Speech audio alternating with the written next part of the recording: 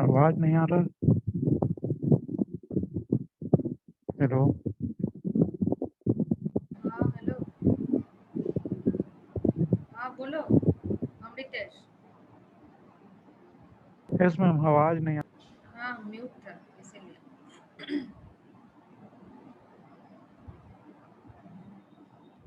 अच्छा, कल वाला क्या बोलेंगे, कल वाला जो मैथ्स था वो वाला मैथ्स तुम लोग देखे हो? हम तो पूरा ही अपलोड कर दिए हैं। तो कल तो शायद दो और तीन तीन मैथ्स उसमें एक्सप्लेन कर पाए थे, तो बाकी जो है हम आज कर दे रही, मतलब वही तुम लोग भी करोगे, हम भी बोलेंगे उसके जो प्रॉब्लम है। तो कल क्या है, लास्ट वाला जो मैथ्स था, कोई एक गलत बोला था आर्म वाइज और कोई एक सही बोला था। हम तो उस टाइम स्क्रीन शेयर किया था तो नाम नहीं देखे, कौन ठीक वाला बोला था बोलो तो, कौन बोला था?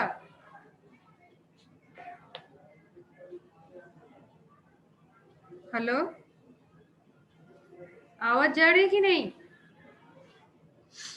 आ रहा है मैम। हाँ तो कौन बोले? सुमन तो ठीक नहीं बोला, सुमन तो R1 R2 का ये कर दिया। कोई एक बोला जो ठीक, मतलब फोर्थ वन वाला जो ये था वो बोल रहा था, बट कौन था हम देखे नहीं है उस टाइम। बस, अरे वो तो बोलो कौन बोला था।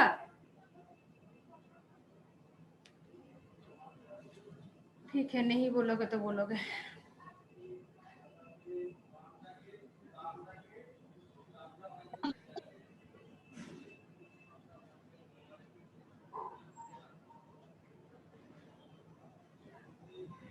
Question concept.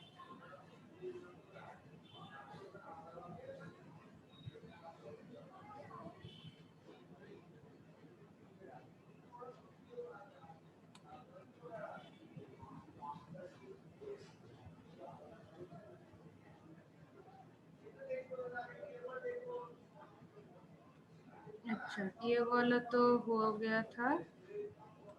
नेक्स्ट इसका कंटिन्यूएशन वाला भी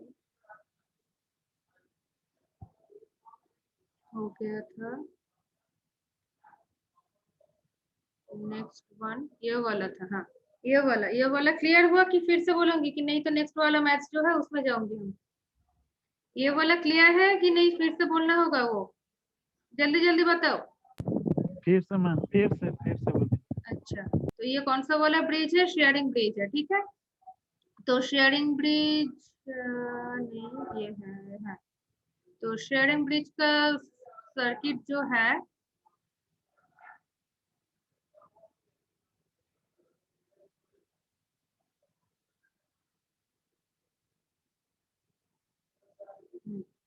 ठीक है, ये जो सर्किट है इसके ऊपर बेस करके क्या है, जो R1 R2 जो जो साइड में है, इसका बैलेंसिंग इक्वेशन से उसी वाला पुट करके क्या आया था कि unknown capacitance Cx and Rx का वैल्यू क्या था? Rx is equal to R2 C1 by C3 and Cx is equal to R1 by R2 into C3। ठीक है, ये था जो डायग्राम हम दिखाए हैं, जो डायग्राम के ऊपर बेस करके करना था। कल बोलते बोलते वो क्लास का ये टाइम खत्म हो गया था। फर्स्ट क्या करना है? फर्स्ट करना है ये जो सर्किट है R1 C1 ये सब छोड़ के जस्ट सर्किट वाला जो है, अगर क्वेश्चन में सर्किट नहीं रहेगा, जस्ट आर्म वाइज मेंशन रहेगा, फर्स्ट ड्रॉ द सर्किट। ठीक है, देन क्या है, then put the ABCD. ABCD means ये नोट पॉइंट जो है, ये R1 R2 C1 C2 का वैल्यू नहीं है, ये आर्म का जो नाम है, कौन सा आर्म AB है, कौन सा आर्म CD बताया है, वो देख के देन R1 सॉरी ABCD जो होगा उसी का पुट करना है। उसके बाद देखना है कौन सा क्या आर्म हो रहा है। AB मतलब फर्स्ट आर्म होगा, BC मतलब सेकंड, सॉरी BC नहीं है, क्या है, DC और CD होगा second term, and third term हो जाएगा BC एंड फोर्थ टर्म हो जाएगा CD। तो ये देख के उसी को, उसी में कौन सा क्या हो रहा है उसको पुट करना है। ठीक है, तो फर्स्ट वही है जो कल सुमन बोल रहा था, इस केस के लिए ये वाला फर्स्ट टर्म है, AB वाला फर्स्ट टर्म है and R1 C1 parallel connection में है। बट देखो जो मैथ्स दिया था, वो मैथ्स में क्या था, non inductive resistance that is the BC था, non inductive resistance that is BC। BC arm है, BC आर्म मींस यहाँ पे BC आर्म कौन सा है, यहाँ पे बीसी आर्म कौन सा है, ये वाला आर्म है, तो इसमें नॉन इंडक्टिव रेजिस्टेंस है नहीं है, तो बीसी आर्म में नॉन इंडक्टिव रेजिस्टेंस है, दैट मीन्स क्या है वो थर्ड आर्म जो है, थर्ड आर्म मतलब R3 हो जाएगा। देखो यहाँ पे R3 is equal to this 100 है, ठीक है। तो फर्स्ट क्या बोला है, a sample of insulation was placed in arm AB of a sharing bridge. When the bridge was balanced at a frequency of 50 Hz, the other arms of the bridge were as follows. ठीक है, that means AB वाला जो है वो उसका ही क्या है, तुमको ये unknown resistance and unknown inductance जो है उसको निकालना है। तो इसी वाला जो है, इसी से पता चल जा रहा है कि ये जो है AB आर्म, बड़ इसमें दे रहे AB आर्म जो है, दैट मीन्स ये जो है फर्स्ट जो है वो फोर्थ आर्म है, दैट मीन्स क्या है R1 एंड C1 यहाँ पे सीरीज कनेक्टेड है, ये इसमें कनेक्शन नहीं है, और इसमें R1 लिख सकते हो, ये वाला छोड़ दो, ये वाला है R1, ये वाला है C1, ये दो इधर AB है, ठीक है, ये AB नहीं है, ये AB है, तो AB मीन्स मेरा क्या है फर्स्ट टर्म है, BC मीन्स मेरा क्या है थर्ड टर्म है, मेरा क्या है CD मीन्स क्या है फोर्थ टर्म है, एंड क्या है BC और CD, BC और सॉरी AC और CA जो है वो है मेरा सेकेंड टर्म है। तो आर्म वाइज क्या है, AB मेरा फर्स्ट टर्म है, बट AB यहाँ पे किस साइड में है, फोर्थ वाला जो है वो साइड में, अननोन साइड यहाँ पे क्वेश्चन में मेंशन है, अननोन साइड में है, दैट मीन्स वो हो गया है R1 एंड C1 को है अननोन है, उसको मेजर करना है, ठीक है। तो ये वाला कंप्लीट। सेकंड क्वेश्चन वाइज क्या है बोला है कि एज फॉलोज आर्म BC, ठीक है, आर्म BC क्या बोला था, non inductive resistance R of 100 ओम, ठीक है, नॉन इंडक्टिव रेजिस्टेंस मीन्स मेरा क्या है, non inductive resistance means second arm है, ठीक है, बट इस केस में BC आर्म में है, ठीक है, इस केस में BC आर्म में है, ठीक है, तो वो क्या है मेरा नॉन इंडक्टिव रेजिस्टेंस जो है BC आर्म, तो मेरा ये वाला है, तो जो मतलब ABCD प्लेस करेंगे उसी के हिसाब से आएगा, तो इसीलिए क्या हो गया मेरा R3 इज इक्वल टू वो हो गया है, ठीक है। नेक्स्ट क्या है, CD आर्म है, CD आर्म जो है that is the non inductive R, और that means non inductive resistance parallel with the capacitor, जो मेरा नॉर्मल हम जिसके बेसिस में किया है वो मेरा फर्स्ट आर्म में है, बट वो अभी मेरा क्या जा रहा है, अभी मेरा जा रहा है वो फोर्थ साइड में है, ठीक है, तो फोर्थ साइड में जा रहा है, तो वो फोर्थ R4 एंड C4 हो जाएगा वो पैरेलल कनेक्शन में। एंड ऑब्वियसली DA आर्म जो है, DA आर्म है क्या है मेरा loss free capacitor, that means जो स्टैंडर्ड कैपेसिटर जिस साइड में है वो नॉर्मली जो है वो मेरा क्या है C2 में था, सॉरी C3 में था ये जो था, बट वो सेकेंड टर्म में आया है। ये ABCD का जो नोटेशन यहाँ पे आर्म वाइज दिया है इसका हिसाब से ये थर्ड टर्म में, सॉरी सेकेंड टर्म में आया है, इसलिए C2 is equal to 100 picofarad जो दिया था वो वैल्यू आया है। देन फ्रीक्वेंसी यहाँ पे मेंशन है, अब मेरा तो F नहीं चाहिए, मेरा चाहिए W, तो W के लिए क्या है 2 पाई F करके W को हम लोग कैलकुलेट कर पाएंगे, ठीक है। तो फिर से हम बोल रहे हैं, फिर से एक बार सर्किट ड्रॉ करो, उसके बाद ये को लिखो क्या है, पहले BC आर्म कौन सा है, BC आर्म है नॉन इंडक्टिव है, तो उस जो R है उसी में R1 R2 R3 ये सब बाद में लिखना, ठीक है, उसी नॉन इंडक्टिव रेजिस्टेंस जिस साइड में है उसी आर्म का नाम दो BC। देन क्या है CD, ठीक है, तो ये B है ये C है, ठीक है, हम ये वाला जो है एक दिखा रही है, तो ये BC आर्म हो गया, इस साइड में मेरा नॉन इंडक्टिव रेजिस्टेंस था, तो ये B है, ये C पॉइंट है, देन C ये है, ये D है, इस साइड में मेरा क्या था, इस साइड में मेरा रेजिस्टेंस विद पैरेलल कनेक्शन में कैपेसिटर था, तो ये मेरा CD हो गया है। देन D एंड A, ये क्या हो गया है, D एंड A है मेरा कैपेसिटर जो है उस साइड में आ गया, तो कैपेसिटर मेरा स्टैंडर्ड कैपेसिटर ये DA आर्म हो गया है, देखो A एंड B ये वाला आर्म है, that is the unknown resistance and capacitance वाला पार्ट। तो नॉर्मली AB जो है वो कौन सा आर्म्स का साइड में आया है, AB जो है वो फोर्थ जो है फोर्थ में आया है, ठीक है, तो इसीलिए क्या है C4 एंड R4 ये जो है सॉरी जो AB जो आर्म है वो क्या है, AB आर्म मेरा फर्स्ट आर्म में है, इसीलिए RX क्या है R1 एंड C1 हो गया है, उसको क्या रिक्वायरमेंट है, अननोन है, उसको निकलना है। ठीक है, ए बी हो गया मेरा फर्स्ट टर्म, जो प्रीवियस मतलब मेरा कॉपी वाला जो है जिसका बेसिस में हम किए हैं, इसीलिए 1 वाला मेरा अननोन है। अभी ए बी इस साइड में आया है।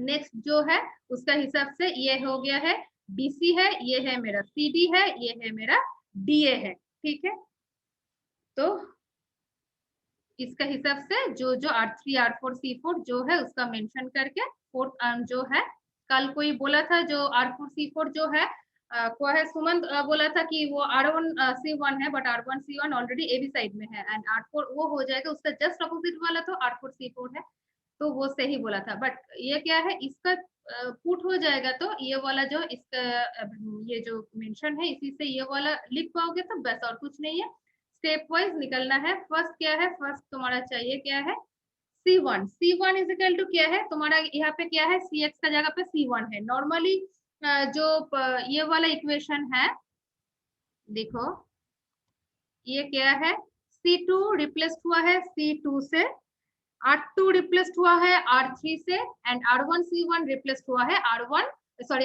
C4 से। ठीक है, इसको जस्ट चेंज कर लेना। कहाँ है इक्वेशन, अच्छा ये है इक्वेशन। रेजिस्टेंस के लिए क्या है, Rx is equal to R2 C1 by C3। ठीक है, यहाँ पे मेरा Rx का जगह पे कौन सा है unknown, that is the R1 है। Rx का जगह पे मेरा है R1 is equal to R2 किससे रिप्लेस हुआ है, R3 से, तो ये R3 इंटू C1 क्या हो गया था, C4 हो गया था एंड C3 हो गया मेरा C2। तो इसका नेक्स्ट इस केस के लिए इसका इक्वेशन का फॉर्मेशन क्या होगा, R1 is equal to R3 into C4 by C2। ठीक है, एंड CX यहाँ पे क्या है मेरा unknown, that is the C1 है and C1 is equal to क्या है R4 divided by R3 into C2। ठीक है, इसके हिसाब से जो ये सर्किट और जो है इसके हिसाब से तुम लोग सर्किट ड्रॉ कर लो, कुछ प्रॉब्लम नहीं है, सर्किट ड्रॉ करो तो इजीली हो जाएगा, मतलब इजी हो जाएगा तुम लोग के लिए। ठीक है, तो ये है इसका इक्वेशन हो जाएगा अकॉर्डिंग टू दिस मैथ। तो ये देखो C1 is equal to R4 by R3 into C2 हो गया है, देन सारा ही नोन है, R4 R3 C2 सारा इसमें गिवन है, तुम लिख लिए है, इसका हिसाब से निकालो। And second third step, first step में ओमेगा इज इक्वल टू क्या है उसको निकल दिया है, सेकंड स्टेप में अननोन कैपेसिटेंस को किया है, थर्ड स्टेप में अननोन रेजिस्टेंस का क्या है, तो ये जो है वो था क्या C1 by C3 into R2 था, इसमें क्या हो गया है C4 by C2 into R3, जो जो जिससे रिप्लेस हुआ है उसका वैल्यू पुट कर दिया है। एंड अनदर वन क्या बोला था, देखो determine the capacitance equivalent series resistance, तो कैपेसिटेंस हो गया है, रेजिस्टेंस हो गया है। एंड अनदर वन क्या है, that is the PS of the insulation in test arm AB. Obviously देखो क्वेश्चन में ऑलरेडी मेंशन ही है test arm AB, that is the unknown resistance कौन सा पार्ट में है, फर्स्ट ये जो है आर्म जो है एबी आर्म में उसको मेंशन है, दैट इज RX CX क्या है R1 C1 है। ठीक है, PS मीन्स है पावर फैक्टर, तो पावर फैक्टर का जो है जो पैरेलल साइड में है उसका, तो पैरेलल साइड में क्या है R4 C4 है, तो ओमेगा इंटू R4 C4 इसका वैल्यू जो है, तो ये है क्या बोला, इसका कैलकुलेशन करके जो आएगा तो वो हो गया उसका पावर फैक्टर का वैल्यू। ठीक है, क्लियर हुआ अभी साइड वाइज। पहले फिर हम बोल रहे जो भी मैथ रहेगा तुम्हारा जो कॉपी में तुम नॉर्मली उसका जो सर्किट वाइज उसको जो एक्सप्लेन किए हैं इक्वेट किए हैं, वो तुम्हारा एज ए थ्योरी क्वेश्चन आ सकता है, explain the Wheatstone bridge with circuit and ऐसा करके कुछ आ सकता है। ठीक है, बट मैथमेटिक्स रहेगा तो नॉर्मली एज यूजुअल वो रहता है कि सर्किट बेस, कुछ सर्किट वहाँ पे डायग्राम रहता है उसी का बेस में वो क्वेश्चन करता है। अदरवाइज क्या है, ऐसा आर्म ए बी ऐसा है, नॉन इंडक्टिव इंडक्टिव ऐसा ऐसा करके, और स्टैंडर्ड रेजिस्टेंस और स्टैंडर्ड कैपेसिटेंस ऐसा करके आर्म का नाम से मेंशन किया रहेगा। उसी से तुम्हारा फर्स्ट काम क्या है, draw the circuit, then second step क्या है, put the point, note point ABCD कौन सा आर्म वाइज उसको पुट करना है। आफ्टर दैट वो आर्म एंड पॉइंट का जो है उसके साथ क्या कंपेयर करोगे, तुम्हारा जो स्ट्रक्चर जिससे तुम किए हो उसका स्ट्रक्चर को कंपेयर करके कौन सा साइड में अभी तुम्हारा जो है वो उसमें क्या कौन सा साइड में वो R1 फर्स्ट टर्म R2 जो है उसी हिसाब से R1 R2 C1 C2 L1 and unknown जो रेजिस्टेंस इंडक्टेंस कैपेसिटेंस है उसको पुट करना। आफ्टर दैट उसी से उसका वैल्यू को लिखो, देन कैलकुलेशन का जो पार्ट है इक्वेशन उसको जो जो रिप्लेस जिससे हुआ है रिप्लेस करके लिख के उसको वैल्यू पुट करके कैलकुलेशन करना। क्लियर हुआ? बस फिर से बताइए, बोल दिए उसके बाद कुछ आंसर तो करो, हुआ नहीं हुआ क्लियर? यस मैम, क्लियर हो गया मैम।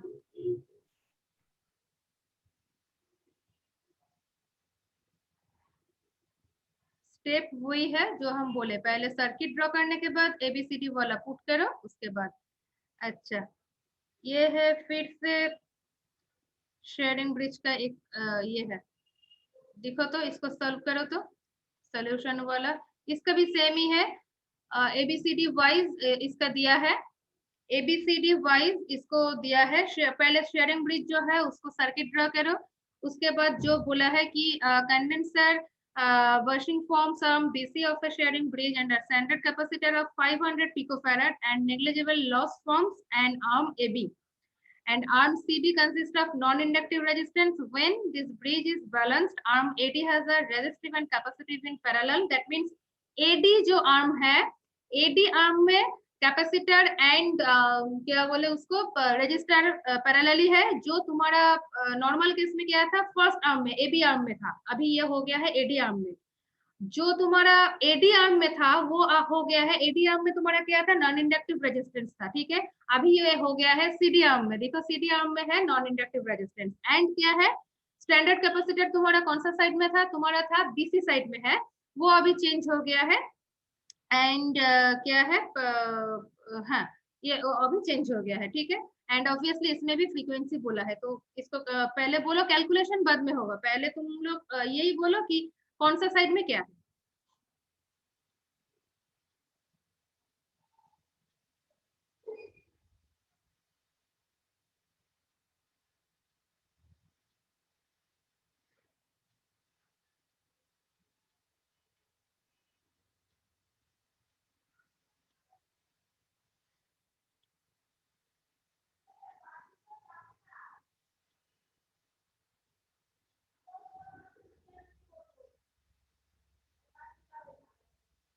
फिर ये जो है ये ए डी है, ठीक है।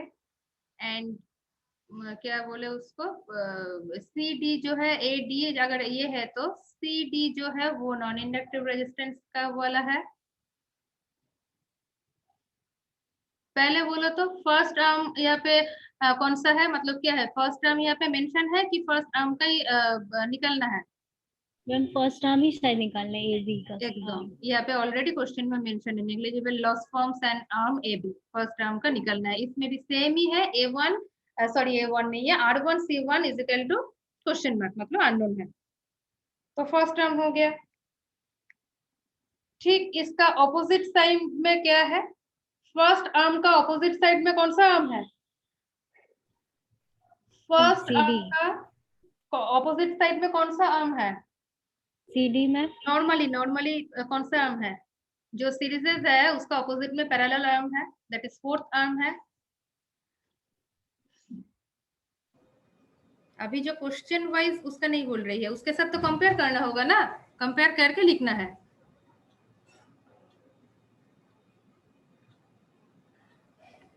मैम डीए का आर्म है मैम पैरेलल वाला। दैट मींस एडी वाला, हाँ डीए और एडी है पैरेलल वाला, तो वो क्या हो जाएगा तुम्हारा, that means R4 and C4।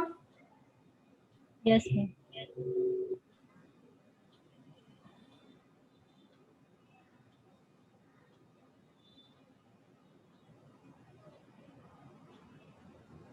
और बाकी बोलो, R1 is equal to question mark, C1 is equal to question mark, R4 is equal to क्या है 100 ohm and C4 is equal to 0.1 microfarad हो गया है। देन और बाकी है स्टैंडर्ड कैपेसिटर बाकी है,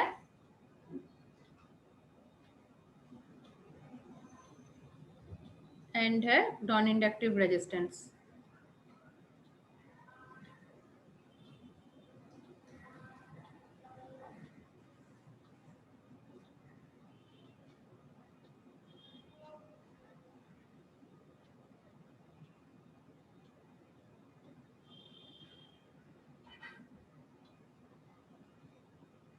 सुमन मैथ्स वाला क्लियर हुआ?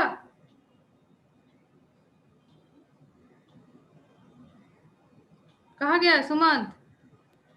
Yes ma'am. क्लियर हुआ तो बोल पाओगे, कल गलत बोले है। आज क्लियर हुआ? नहीं हुआ तो बोलो किस जगह में प्रॉब्लम हो रहा है। फर्स्ट सर्किट ड्रॉ करना, उसका हिसाब मैम से। मैम मेरा मतलब क्वेश्चन है ना कि बोलो। मैम आर्म लिखना तो ठीक है मैम, क्वेश्चन में मेंशन है आर्म, लेकिन मैम सिंपल अगर सर्किट हम लोगों को पता है तो मैम डायरेक्ट हम लोग क्वेश्चन में तो मेंशन किया हुआ है ना स्टैंडर्ड कैपेसिटर ऐसे से लिखा हुआ है, तो मैम डायरेक्टली मैम पुट करके उसके बाद हम लोग आर्म लिखेंगे तो भी तो चलेगा। हाँ वो चलेगा, बट वो C1 C2 का नोटेशन चेंज हो जाएगा ना। हो तो सकता है मैम वो आंसर कौन सा तो मैम साइड में है। सेम, आंसर तो सेम ही आएगा। आंसर सेम नहीं आएगा, अगर चेंज हो जाएगा वो आंसर मैम मतलब कल ये। बोलो। मैम किसकी कल आप जो बोले नहीं, आपके अकॉर्डिंग। जैसा 1 और 4 आर्म है उसका रिप्लेसमेंट अगर है तो मतलब कनेक्शन वाइज मान लो A.2 तुम्हारा जो क्वेश्चन था ABC, A to C तक कनेक्शन था जो ये है शेयरिंग ब्रिज वाला है। अगर ऐसा है कनेक्शन इस पॉइंट से इस पॉइंट तक है, उसमें जस्ट ये वाला आर्म ऑपोजिट हो सकता है, ये वाला आर्म ऑपोजिट हो सकता है। ठीक है, मतलब इसके साथ ये मतलब जैसा इसमें भी है फर्स्ट आर्म के साथ फोर्थ आर्म का। बट ये जो सोर्स का कनेक्शन अगर चेंज हो जाएगा किसी मैथ्स में, अगर सर्किट रहेगा और मेंशन रहेगा, मान लो जो इसी पॉइंट से इसी पॉइंट तक है और इस पॉइंट से इस पॉइंट तक है, तब तुम्हारा वैल्यू चेंज हो जाएगा, आंसर सही नहीं आएगा। क्या बोले, समझ में आया? अगर कनेक्शन सोर्स पॉइंट सेम है, इसका हिसाब से आर्म चेंज हो जाएगा, दैट मींस ये फोर्थ आर्म ये फर्स्ट आर्म हो जाएगा, जस्ट ये वाला चेंज होगा, आर्म वाला चेंज होगा। बट सोर्स कनेक्शन ही अगर चेंज हो जाएगा ये पॉइंट से ये पॉइंट तक और ये पॉइंट से ये पॉइंट तक, तो तुम्हारा पूरा ही चेंज हो जाएगा ऑपोजिट आर्म वाला। इसीलिए जो क्वेश्चन में मेंशन है उसी हिसाब से लिखो, लिख के करो। उसमें क्या है वो प्रॉपर वे है, तुम कर ही सकते हो। कल भी हम बोले हैं तुम लोग को कि अगर तुम नहीं करोगे वो वाला में पुट करोगे हो जाएगा, बट अगर कनेक्शन और ये पॉइंट चेंज हो जाएगा उस टाइम दिक्कत होगा। तो तुम अगर मतलब समझ में आ रहा है कि हाँ इससे ये मेरा हो जाएगा तो कर पाओगे।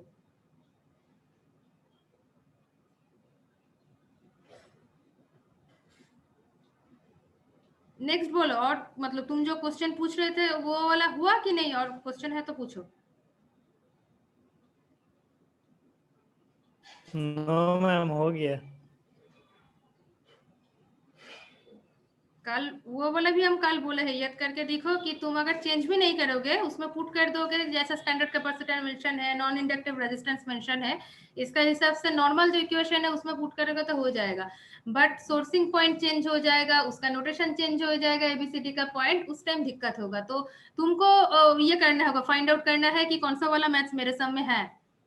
तुम अगर उसमें क्लियर करके फाइंड आउट करके कर पाओगे तो कुछ प्रॉब्लम नहीं है, हो जाएगा। वो है कभी कभी हम लोग करते हैं ना स्टेप जंप वाला, वो है ये वाला। और हम जो बताए हैं वो डायरेक्ट क्लियर मेथड, सारा मैथ्स के लिए वही है जो है उसी हिसाब से तुम ड्रा करो, पुट करो, वैल्यू देखो, चेंज करो, कैलकुलेशन करो। इसमें क्या है ये गलत होने का चांसेस कम है, मतलब नहीं होगा। क्या है हुआ है सबका ये वाला?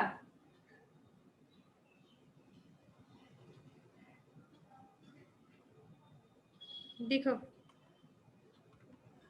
देखो जो कोमल बोली थी तो उसका हिसाब से नॉर्मली इसमें दिया ही है। देखो ये जो AB आर्म है वो है अननोन आर्म है, तो AB आर्म क्या है फोर्थ साइड में होगा। तो sorry AB arm first side में है, तो जो मेरा फोर्थ साइड में था वो अभी फर्स्ट साइड का अननोन हो जाएगा, that means R1 C1 unknown है। एंड इसका ऑपोजिट साइड में जो है that is the this arm, that is AD arm है। ठीक है, एंड ये AD आर्म का क्या है पैरेलल कैपेसिटर एंड रेजिस्टेंस का है, that is R4 is equal to this and C4 is equal to this. And ये क्या है C2 जो है दैट मींस ये जो है स्टैंडर्ड कैपेसिटर वो सेम ही है, लास्ट जो मैच दिखाया था उसका हिसाब से मतलब उसका जो ये हुआ था रिप्लेस हुआ था, इसका रिप्लेसमेंट भी सेम ही है। स्टैंडर्ड कैपेसिटर तुम्हारा उस नॉर्मल तुम जो जिससे किए हो वो था C3 था, तो यहाँ पे ये है सेकेंड टर्म में आ रही है, इसके हिसाब से तो वो C2 is equal to 500 picofarad है, एंड ये जो है जो रेजिस्टेंस था और नॉन इंडक्टिव रेजिस्टेंस है वो है R2 that is sorry R3 है, दैट इज दिस 300 ओम है। एंड इफ दिया है इसका हिसाब से ओमेगा इज इक्वल टू को निकलना है, एंड क्या क्या capacitance and dielectric loss of angle of the ये जो है तो क्या है C1 को जो है C1 इज इक्वल टू जो आया है वो निकल दिया है। देन है dielectric loss angle, then dielectric loss angle क्या है tan डेल्टा जो है वो tan delta is equal to वो पावर फैक्टर जो है तुम लोग लास्ट मैथ्स में है वो देखे है जो पैरेलल साइड में है उसका पावर जो है उसी साइड से उसको निकलता है, तो ये भी इसका पैरेलल साइड फोर्थ आर्म वाला ही है जो एडी वाला आर्म है। तो क्या है ओमेगा इंटू C4R4, तो एंड ये एंगल है लॉस डाइलेक्ट्रिक लॉस एंगल जो है that is obviously tan delta, तो tan delta is equal to this, तो tan delta is equal to ये है, तो delta is equal to tan inverse, ये करने से इसका डाइलेक्ट्रिक लॉस जो है लॉस एंगल जो है वो आ जाएगा। अगर किसी का ये वाला इक्वेशन में प्रॉब्लम है तो डाइलेक्ट्रिक लॉस एंगल वाला जो इक्वेशन जो है उसको दिखो, एंड ये ऑब्वियसली ये वाला पार्ट उसी से मैच नहीं होगा, उसी में दिखो राइट हैंड साइड में कौन सा साइड के साथ वो कौन सा साइड से वो लिया है, ठीक है। तो ये डाइलेक्ट्रिक लॉस एंगल वो तो tan डेल्टा हो गई, बट कौन सा साइड के साथ कैपेसिटर का जो पैरेलल कनेक्शन से आया है कि सीरीज कनेक्शन से आया है वो वाला दिखो, देन तुम्हारा जो सर्किट है ये मैथ्स का बेसिस में जो एज पर द क्वेश्चन तो उसका हिसाब से वो कौन सा साइड में है उसी साइड का C एंड R को लेना है, लेके ये वाला जो है इसको कैलकुलेट करना है, then del is equal to tan inverse this, ठीक है। अगर किसी का डाइलेक्ट्रिक लॉस एंगल का इक्वेशन याद नहीं है तो फिर हम बोल रही है सर्किट थ्योरी बुक में भी मिलेगा और नेट में तो मिलेगा ही, और नहीं तो बेसिक इलेक्ट्रिकल बुक में भी मिलेगा, मिल सकता है बेसिक इलेक्ट्रिकल का बुक में डाइलेक्ट्रिक लॉस एंगल है, ठीक है। तो इसको देख लो कि उसका सर्किट वाइज कैसे उसका कैलकुलेशन और एब्रिविएशन है, ठीक है।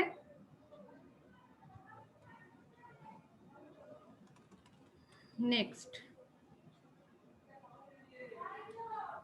है वेन ब्रिज।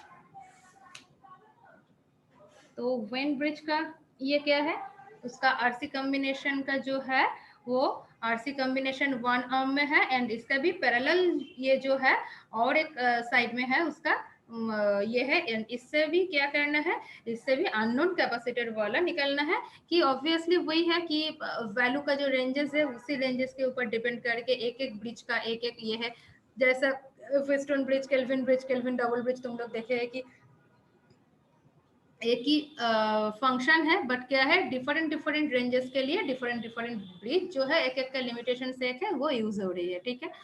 तो इसमें क्या है इसमें डायरेक्टली जो है इसमें मेंशन ही है कि क्या ये है find the equivalent parallel resistance and capacitance that causes a wind bridge to null with the following component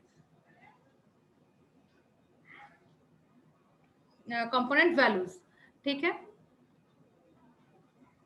तो वैल्यू यहाँ पे सारा ही मेंशन है, विंड ब्रिज हम खुले है यहाँ पे नहीं,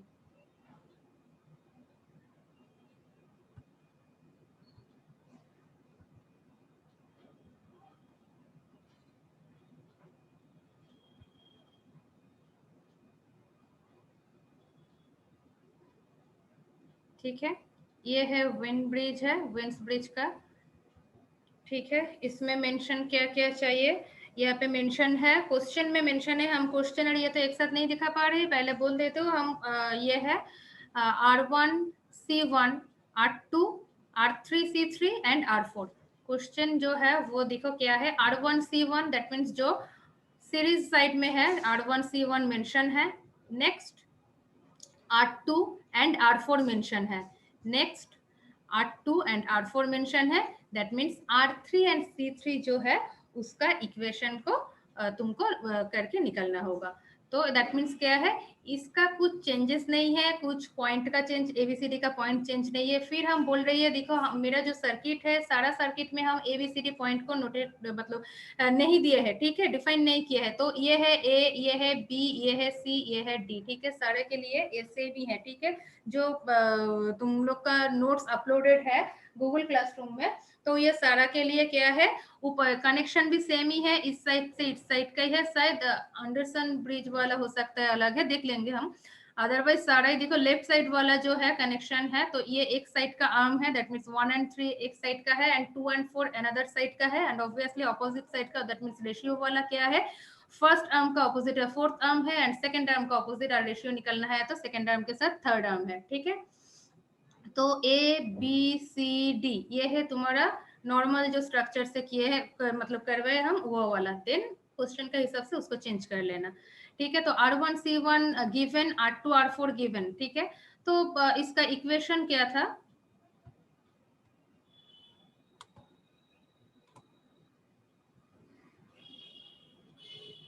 इसका जो इक्वेशन है ये वाला equation R2 by R4 is equal to R1 by R3 plus C3 by C1। Next यहाँ पे क्या है, R3 C3 अननोन है, R3 एंड C3 अननोन है, ठीक है।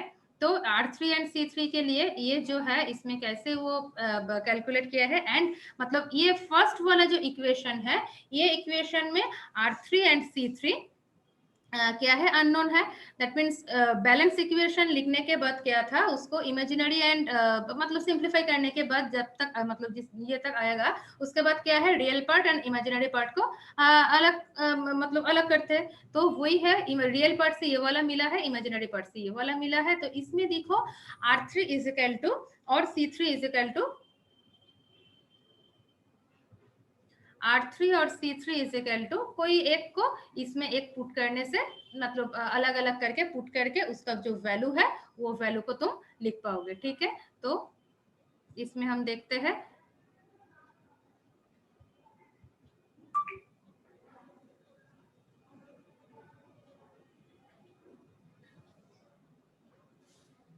कहा गया है R3, ठीक है। ये R3 इज इक्वल टू ये वाला कहाँ से आया है, फिर हम बोल रहे हैं तुम लोग ऐसे लिखो R3 इज इक्वल टू ये जो क्या बोला, इसमें जो R3 इज इक्वल टू जो वैल्यू आएगा इसी का हिसाब से उसको कैलकुलेट करके, मतलब एक साइड से तो निकल जाएगा, ठीक है। तो वही है, एक साइड में हम लेंगे तो ये जो है R3 अगर ऊपर जाएगा तो ये आएगा तो क्या हो जाएगा, omega square C1 C3 into R1 हो जाएगा।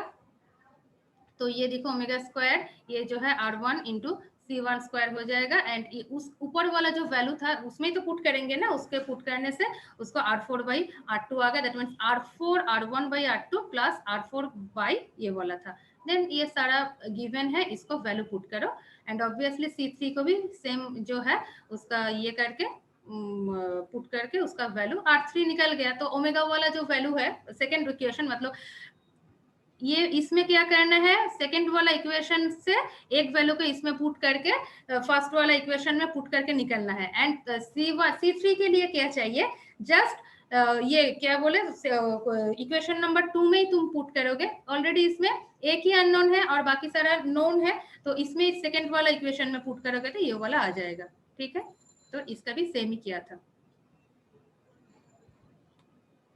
ठीक है। ये है C3 एंड R3 का ये जो क्वेश्चन है, क्वेश्चन का हिसाब से C3 एंड R3 अननोन है, एंड C3 और R3 का इक्वेशन इसका ऐसे आया है। नेक्स्ट वाला क्या है,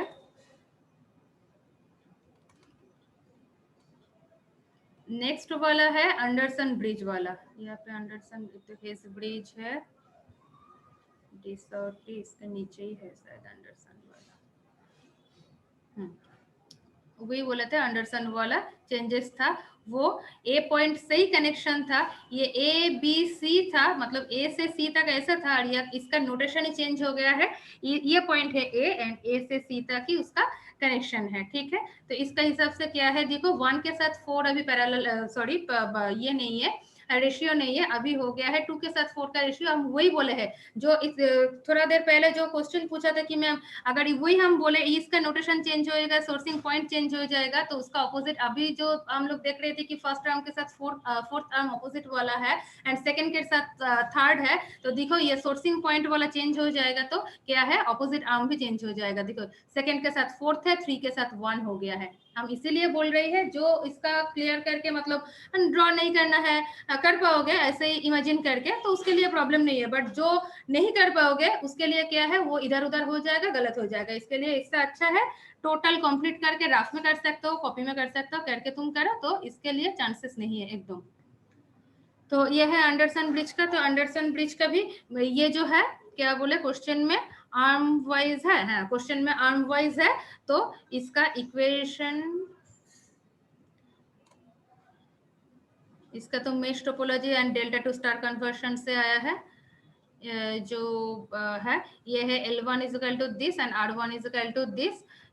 इसका भी R2 R3 R4 C and R ये सारा मेंशन है। ये R1 is equal to R2 by R3 R2 into R3 by R4, तो इसमें सारा गिवन है। आर्म वाइज इसका लिखना है, फिर से हम बोल रहे हैं इसमें देखो सर्किट नहीं है, तो तुम्हारा जो ये है क्या बोले सर्किट है और ये जो आर्म है उसका पहले कंपेयर करके R2 R3 जो आ रहा है, तो R2 R3 बाई R4 का वैल्यू यहाँ पे है and similarly L1 is equal to, यहाँ पे ऑलरेडी इक्वेशन तुम्हारा आया है L1 is equal to this, तो इसमें भी तुम लोग L1 इज इक्वल टू, हाँ यहाँ पे जो R5 है इसमें देखो जो R5 है इसमें तुम्हारा जो क्वेश्चन दिया है उसमें स्मॉल r करके मेंशन है। यहाँ पे जो R5 है यहाँ पे स्मॉल r मेंशन है, यहाँ पे स्मॉल r मेंशन है, जो है ये देखो स्मॉल r मेंशन है, तो जो R5 वाला पार्ट है वो r स्मॉल r हो जाएगा। ठीक है, वही छोटा छोटा चेंजेस और रिप्लेसमेंट रहता है और कुछ नहीं है क्वेश्चन में।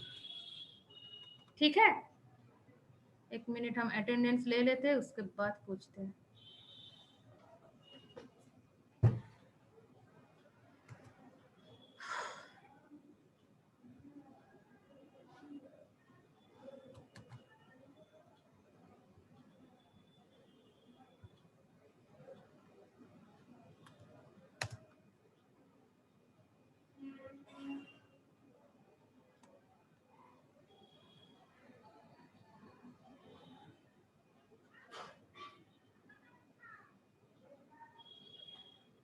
अच्छा, और एक चीज सेकंड मतलब क्विज 4 से हम चेंज ही कर दूंगी, बट जो नहीं दिया है अभी तक तो बहुत किसी का सबमिट हो चुका है।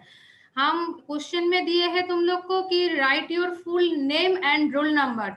मैक्सिमम स्टूडेंट किए हो सिर्फ रोल नंबर लिख के छोड़ दिए हैं। जो सिर्फ रोल नंबर लिख के छोड़ दिए हैं उन लोग का मार्क्स नहीं मिलेगा, उसका चेक हम नहीं किए हैं। जो दिए हैं ऐसे तो है, सिर्फ हम तो मजाक के लिए नहीं दिए हैं ना कि नेम लिखने भी दिए हैं, रोल नंबर लिखने के भी दिए हैं। हम इस वीक में जो मार्क्स सबमिशन मतलब ये नहीं मिलेगा जिन लोग का, तो उन लोग का क्या है देख लो, मतलब याद करके दिखो, जो जिसका सिर्फ रोल नंबर लिखा है उसका मार्क्स नहीं मिलेगा। और मतलब चेक भी हम नहीं करेंगे क्योंकि उसको देख के मार्क्स भी बैठाना पड़ता है ना।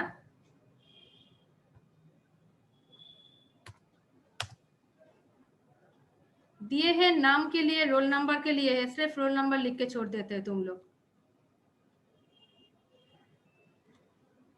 मैम तब तो मैम मेरा 0 नंबर हो जाएगा। तब तो हम क्या करेंगे, क्वेश्चन की सिर्फ रोल नंबर हम दिए है, सिर्फ तो रोल नंबर के लिए नहीं दिए है। मैम अच्छा, नाम और रोल नंबर मैम स्मॉल 29 बस वही लिखे हुए हैं। उसमें प्रॉब्लम नहीं है, तुम स्मॉल में लिखो, कोई स्मॉल में मतलब जस्ट उसका 29 22